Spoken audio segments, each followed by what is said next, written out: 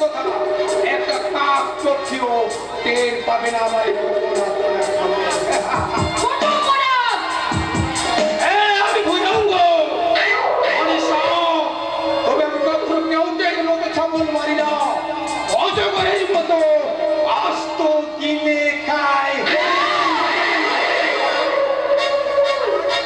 আজ তোকে আমি গিলে খাবো সেদিন তুই আমি খুব রাখছিস তাই না আজ তোকে আমি ভুলো করি রাজি আপাতত তুই এই ঘরে বন্দী হয়ে থাক আমি তোকে নাচাবার জন্য ভালো করে তৈরি হয়ে আসি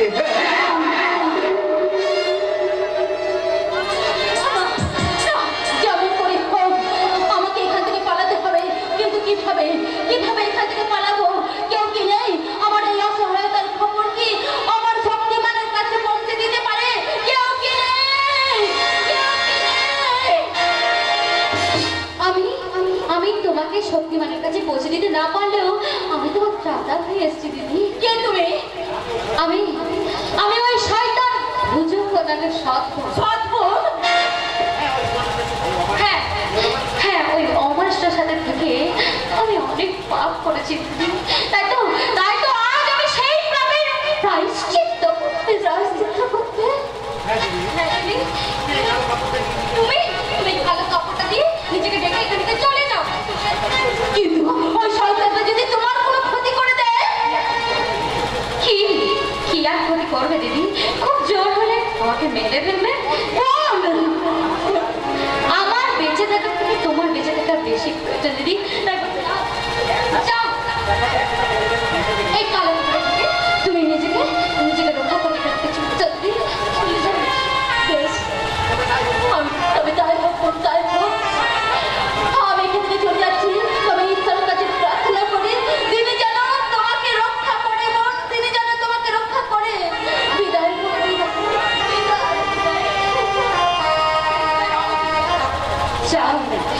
যাও দিদি যাও তোমাকে যে শক্তিমানের কাছে ফিরতেই হবে কিন্তু শক্তিমান যে তোমার পৌঁছে বসে আছে কিন্তু আমার তো কেউ নেই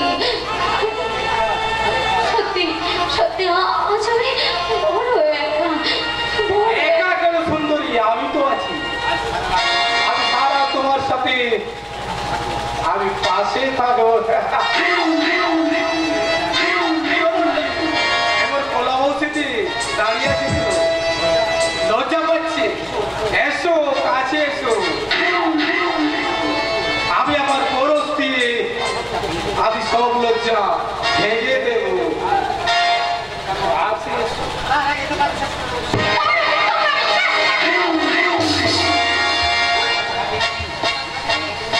বিশ্বাস থাকিনি আমার সাথে পাঙ্গা নেওয়া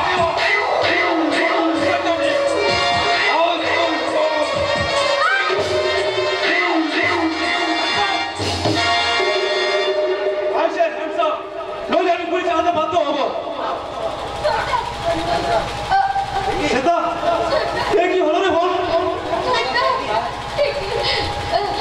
ঠিকই হচ্ছে এই শয়তানটা বাপের ভাগিদার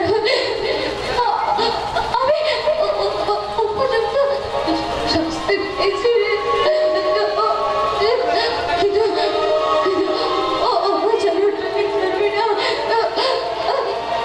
ছাড়বি না মানুষের আমাদের শত্রু সমাজের ছাড়বি না ছাড়বি না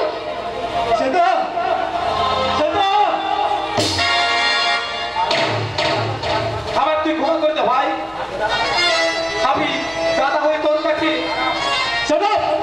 তোমাকে ভাবতো আমার ঘৃণা হচ্ছে এই আইনের অধীনে যদি আমার গায়ে না থাকতো তাহলে এখন আমি তোমাকে গুলি করে মারতাম ইউ আর আন্ডার অ্যারেস্ট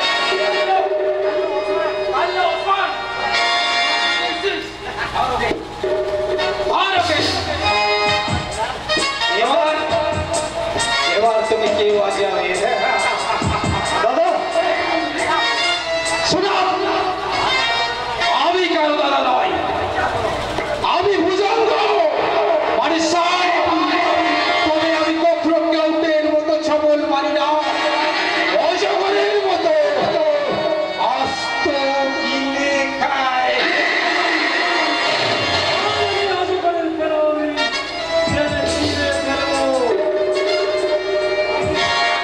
কি শক্তিমান,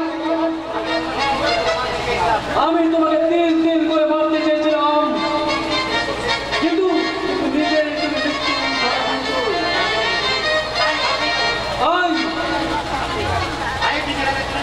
আইন নিজের হাতে তুলে নিল শক্তিমান। তবে তুমি আইনের হাতে তুলে দাও। কিসের আইন কাঞ্চন?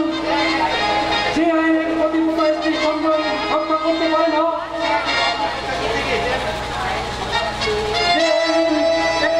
নারীর সম্মান রাখতে গিয়ে আদর্শ পুলিশ অফিসারকে পথে পথে ঘুরতে হয়, সেই আইনের উপর আমার কোনো আস্থা নেই। আর তা যদি থাকতো তাহলে অনেক আগে এই ক্রিমিনালটাকে কোমরে দড়ি বেঁধে ওকে টানতে টানতে আমি লকাপে ভরে দিতাম। কে তুমি? সত্যি করে বলো তুমি কে? দেখবে দেখবে আমি কে, তবে দেখো।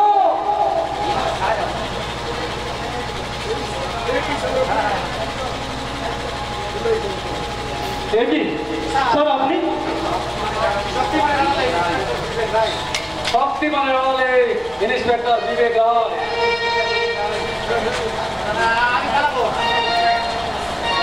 হ্যাঁ আমি পালাবো,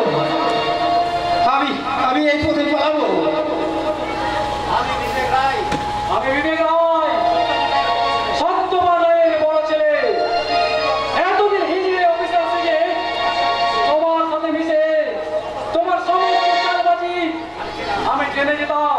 বিবেক রায়, শক্তিমান থেকে তোমার উপর আঘাত আনতাম, আর আজই আমি শেষ আঘাত আনবো। না না, আমি পালাবো, আমি এই রাস্তাটা আমি বন্ধ করে দিলাম। না।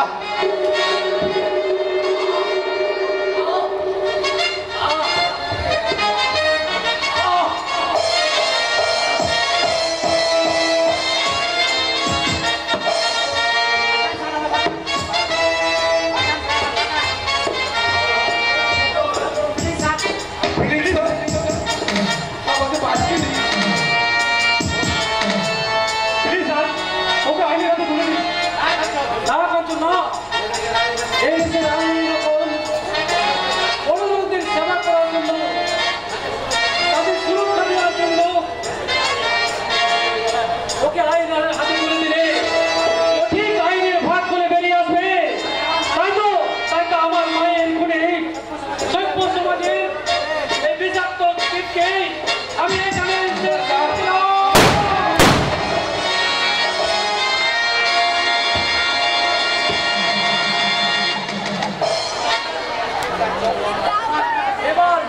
এবার তুমি আমাকে অ্যারেস্ট করো কাঞ্চন।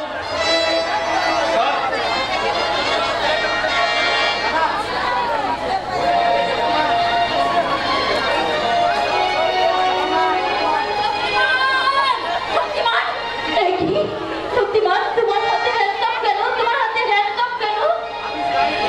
আমি যে আইন নিজের হাতে তুলে নিয়েছি, তাই তো আইনের সাজা নিতে আমি যাচ্ছি। তাহলে আমার কি হবে শক্তিমান? আমি যে তোমার প্রতীক্ষায় এতদিন প্রহর গুনে গেছি, তাহলে আমার সেই প্রতীক্ষার অবসান কি হবে না শক্তিমান? জানি না ছেলে, আমি জানি না।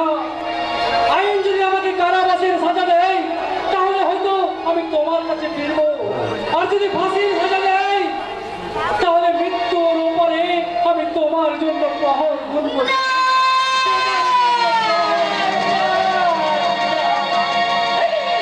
বাবা, বাবা মশাই না! দানবকে শাস্তি দিতে গিয়ে কেন দেবতা শাস্তি পাবে?